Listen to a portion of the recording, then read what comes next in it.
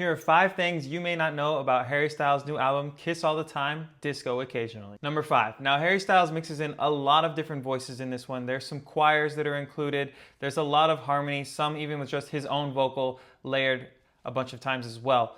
But there's one voice that you might recognize, and that is Ellie Roswell, the lead singer from the band Wolf Alice. Now Ellie is credited with a few vocals on multiple tracks, but most prominently she is featured in Season 2 Weight Loss.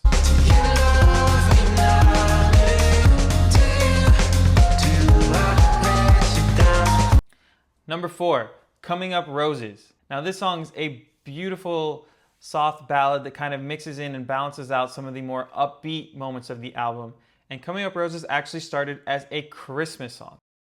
Christmas song right at the beginning when he says, "Tell me your fears, I've turned back the clock, it's that time of year." That's where Harry started with the Christmas song, and then it slowly diverged into a love song that he realized had nothing to do with Christmas at all. Harry said that the song is actually a love song that's kind of about the beauty in ending a relationship. It doesn't always go on forever. Sometimes relationships, even though they end, still can teach you a really beautiful lesson. Number 3, a funny story from how Harry began his process with this album. Some of the songs date back to before he won the Grammy for Album of the Year, but much of the album came after Harry took a long extended time off after such a high from the album Harry's House, the long years of touring, and also winning the Grammy for Album of the Year. Now, funny enough, the night before Harry won that Grammy, he wrote himself a letter, which he sealed up and then opened it after he won the Grammy. And basically the letter said, "Whatever everybody's telling you right now, they're lying." So he knew whether he won or whether he lost, they're lying, and basically humbling himself down, which actually was a huge impact on him and kind of led to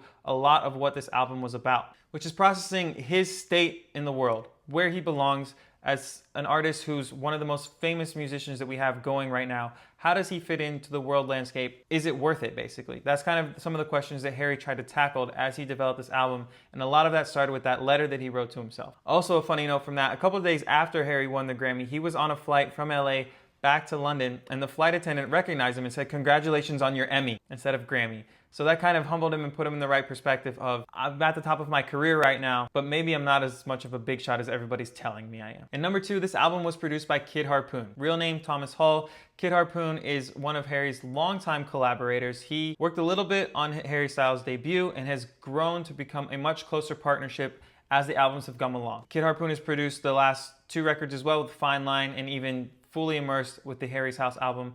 And now this time he is the key main collaborator between Harry and himself. Now Kid Harpoon has produced many other artists outside of Harry Styles as well. He also does a great job of crafting and blending that line between pop and alternative rock. Something you can clearly see with Harry Styles' style, and also you've seen with some of the other albums that Kid Harpoon has done. He's worked with artists like Maggie Rogers, Florence and the Machine, and even produced Miley Cyrus's smash hit, Flowers. And number 1, one of the most crucial parts of this album is Carla's song.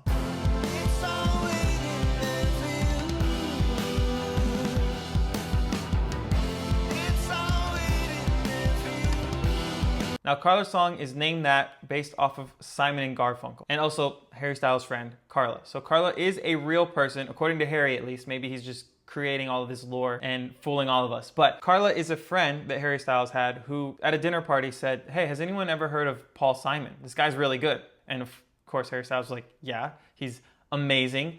And his friend was listening, Carla in this instance, was listening to the song 50 Ways to Leave Your Lover. And of course, Harry Styles jumped at the opportunity to open up her horizons to more of the Simon and Garfunkel catalog. So he immediately showed her Bridge Over Troubled Water. Like a bridge over troubled water. And another one of his favorite Simon and Garfunkel songs, Kathy's Song. Now this song is super crucial to the entire album because it was about Harry Styles watching somebody else enjoy music. Now, something that Harry has talked about is part of his existential crisis that he almost had was debating what he was giving to audiences. And a lot of the things that he discovered with his time off was going to other shows. And one of the things that he noticed was he was finally part of the crowd. You know, he had no business of watching how they were doing things on the stage because he had no tour that he was prepping for. His tour was already over. He was truly enjoying it as a fan in the member of the audience. And something that he noticed was what music can do to people. He was at a Radiohead show in Berlin watching people cry and have this euphoric experience at the same time all around him. He also said that he went to an LCD Sound System show and saw the lead singer James Murphy just kind of have this command of not only the audience, but also just enjoying it himself. And these moments really helped Harry realize to get back into the studio and give us another piece of art. And then with Carla, what he realized was specifically just watching her listen to Bridge Over Troubled Water, listen to Kathy's song, these Simon and Garfunkel songs. He saw firsthand just the expression on her face as she showed all these emotions, and her world was opened up to what this music was doing to her, both emotionally and even just physically on her face. And those moments really helped Harry Styles, but a lot of his songs throughout the record are based off of this inspiration that he found watching other people listen to music. Now, this is a really, really deep album, of course. A lot of people are going to be talking about it. It's already in contention for maybe album of the year. A lot of people are hating on it for some odd reason, just because, of course, if something's popular, there's got to be haters as well. So let me know what you think of the album in the comments below.